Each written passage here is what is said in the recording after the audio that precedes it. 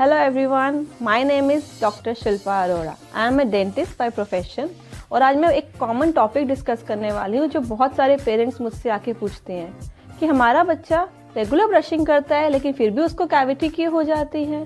तो आज हम उससे रिलेटेड कुछ क्वेश्चंस हैं जिसके मैं आपको आंसर्स दूंगी। Okay, the very first question, night brushing important क्यों है?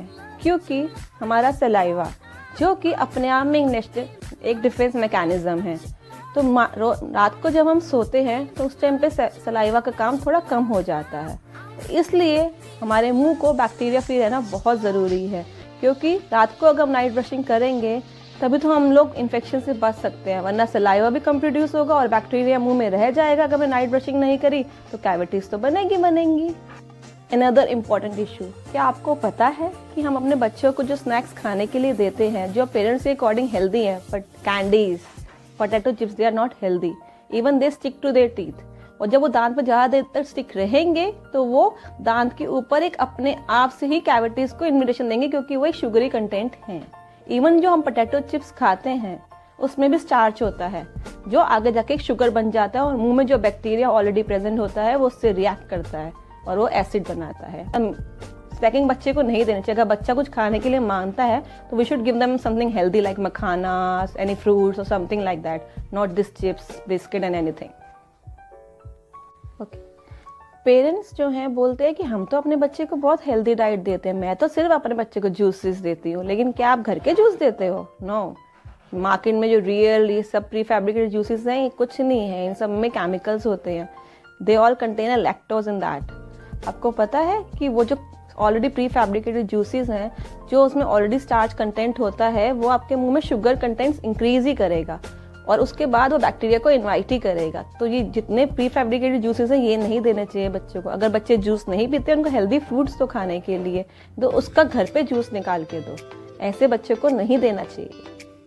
मदर्स का बहुत कॉमन क्वेश्चन है कि हमारा बच्चा तो रोज नाइट ब्रशिंग करता है, फिर क्यों उसको कैविटी हो रही है? बट आपने कभी जाके चेक किया है कि आपका बच्चा ब्रशिंग कर रहा है, क्या वो सही से कर रहा है? क्योंकि most of the time parents just बोलते जाके ब्रश कर ले, they never go and check the technique the child is following. बच्चा ब्रश तो करके आ रहा है कि ब्रश से खेल के आ रहा है, मुंह में क्या करके आ रहा है? Parents should go and supervise their child, either they are doing brushing properly or not, because right technique is more important than doing a brushing. So they should always keep this thing in mind. So always remember parents, supervise your child. आपने देखा होगा आजकल बच्चों में बहुत common है कि उनके आगे के दांत भूरे होते हैं या उनमें कैविटीज ज़्यादा होती है as compare to previous generation. Most common reason for this thing is कि हम बच्चे को, जो मदर्स बोलती है कि हमारा बच्चे ने तो दूध पिया उसके बाद वो हम उसको कुछ खाने को नहीं देते, लेकिन क्या पीने को देते हो? येस, बिकॉज सम मदर्स से कि वो अपने बच्चे को ब्रशिंग के बाद सिर्फ दूध पिलाते हैं हम अपने बच्चे को, लेकिन दूध में भी तो लैक्टोज होता है जो रात को मुंह में बैक्टीरिया से रिएक्ट करेगा।